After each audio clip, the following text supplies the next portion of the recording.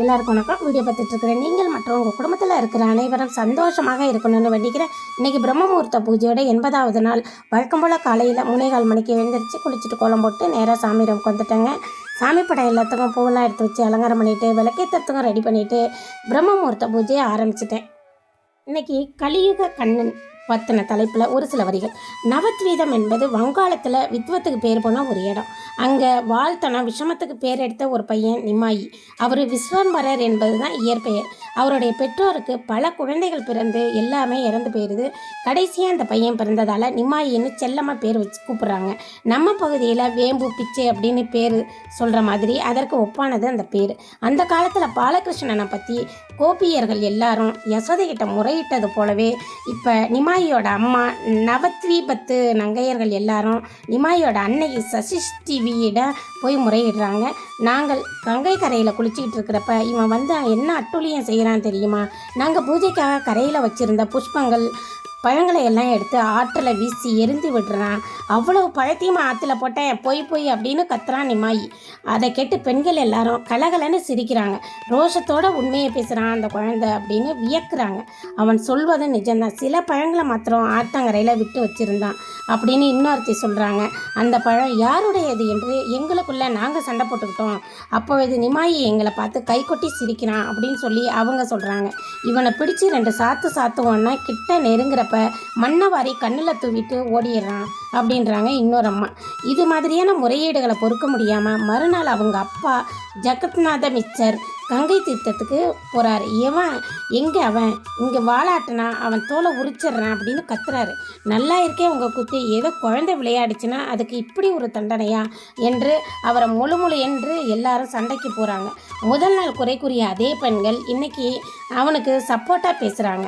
அப்போ அந்த பக்கமாக வந்த ஒரு பவித்த சுமங்கலி மூதாட்டி ஒருத்தவங்க அவங்க அப்பாட்ட ரகசியமாக பக்தி புஞ்சிதமாக சொல்கிறாங்க. என்னடா இங்கே உனக்கு இத்தனை கோபம் அப்படின்ற. அதுக்கு அவன் என்ன சொன்னான் தெரியுமா? என் காலில் இருந்து பிறந்தது தான் இந்த கங்கை, பிறகு ஏன் சுவாசீனத்துக்கு கேட்க வேண்டுமா அப்படின்னு சொல்கிறான். அந்த காலத்து பாலகிருஷ்ணனோட வார்த்தைகள் தான் அப்படியே தெரியுது அப்படின்னு பக்தி பரவசத்தில் உணர்ச்சி வசப்பட்டு பேசுகிறாங்க. அதை கேட்டு ஜெகநாத மிக்சர் அவங்க அப்பா கண்ணில் கண்ணீர் வடியுது.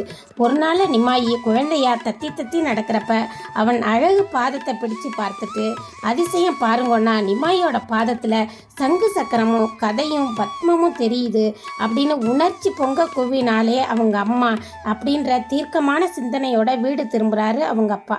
அந்த பெண்களோட அநியாய புகாரை கேட்டிங்களா? இதை பாருங்கள், நம்ம நிமாயி சமத்தமாக பள்ளியிலேருந்து திரும்பி வந்துட்டான் அப்படின்னு சொல்கிறாங்க. இப்போ அந்த பெண்கள் கூறிய குறைகளை அந்த அம்மா தாய் உள்ள ஏற்றுக்கலை. இருந்தாலும் அவனுடைய விஷமத்தனம் அவங்க அனுபவிச்ச ஒன்று தான். வீட்டில் அவனை கண்டிக்க தொடங்கினா போதும், அவன் அதிக கோபம் கொண்டு கண்ணில் படுற பண்டங்களை எல்லாம் அள்ளி வீசிட்டு தானும் தரையில் விழுந்து புரளுவான். இதை பார், இப்போ இந்த பண்டங்களை எல்லாம் இப்படி பாழ் பண்ணுனா பெரியவனான பின் நீ தான் திண்டாட போகிற அப்படின்னு அவங்க அம்மா சொல்லுவாங்க. அதுக்கு என்னை காப்பாற்றுறதுக்காகவே கிருஷ்ண பகவான் இருக்காரே, நான் ஏன் திண்டாடணும் அப்படின்னு எடுத்து போட்ட மாதிரி டக்குன்னு பேசுவான் நிமாயி. அதை கேட்டு திகச்சு போனால் அவங்க அம்மா சசி. நிமாயி நன்கு வளர்ந்துட்டான். வியாக்கரணம் முதலிய சாஸ்திரங்கள் எல்லாத்தையும் கற்று தேர்ந்து வடிவில் அழகனாகவும் அறிவில் அழகனாகவும் விளங்கியிருக்கான். இப்போ நிலவை பிளந்து செய்தால் போல திவ்ய ரூபம் வாய்ந்ததால் கௌராங்கோ அப்படின்னு செல்லமாக அழைக்கப்படுறான் நிமாயி. வாய் நிறைய தாம்பூல சிவக்க கங்கை கரையில் தன் மாணவர்களோட அமர்ந்து அந்த பக்கம் செல்லும் வித்வான்களை எல்லாம் வாத போருக்கு அழைத்து மருட்டுவதும் விரட்டுவதுமாக இருக்கிறான். இதையெல்லாம் கண்டு ரசித்து கொண்டு சற்று தூரத்தில் லட்சுமி அப்படின்ற ஒரு ஏழை பெண் ஒருத்தி உட்கார்ந்துருக்காங்க. அவங்கள கண்டு நிமாயி ரசிக்கிறான். அந்த பொண்ணும் அவ்வப்பொழுது பார்த்து ரசிக்கிறா, தலையை குனிஞ்சிக்கிறா. இதை தெரிஞ்ச பெற்றோர் அவளையே லட்சுமியையே அவனுக்கு திருமணம் செஞ்சு வைக்கிறாங்க. பொருள் செல்வத்தில் தான் ஏழைய ஒளிய லட்சுமி அருள் செல்வத்தில் நிமாயிய மாதிரியே இருக்கிறாங்க.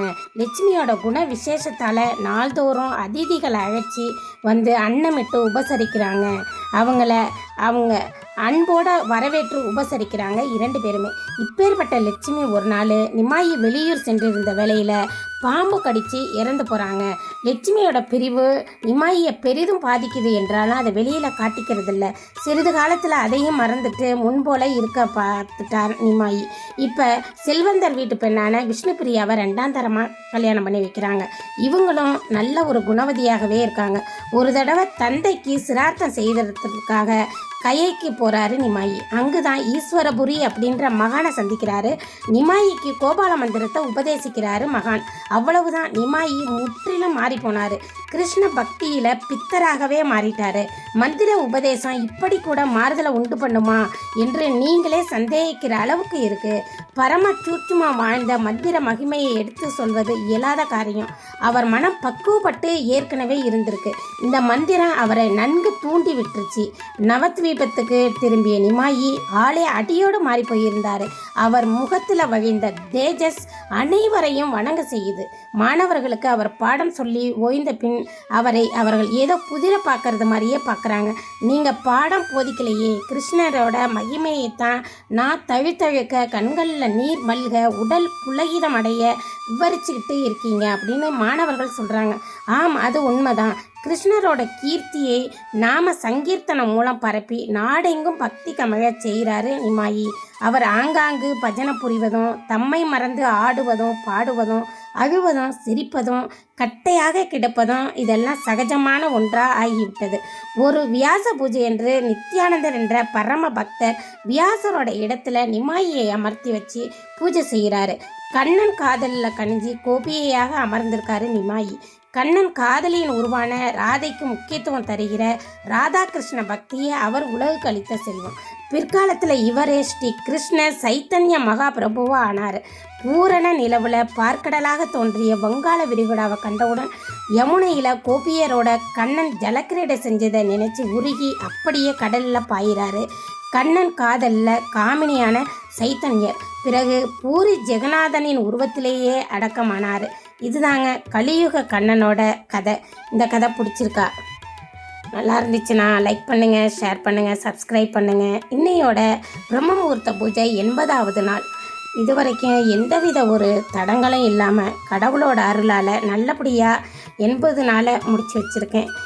நீங்களும் இந்த பிரம்ம முகூர்த்த வேலையில் விளக்கேற்றி இந்த அருளை பெறணும் அப்படின்னு வேண்டிக்கிறாங்க.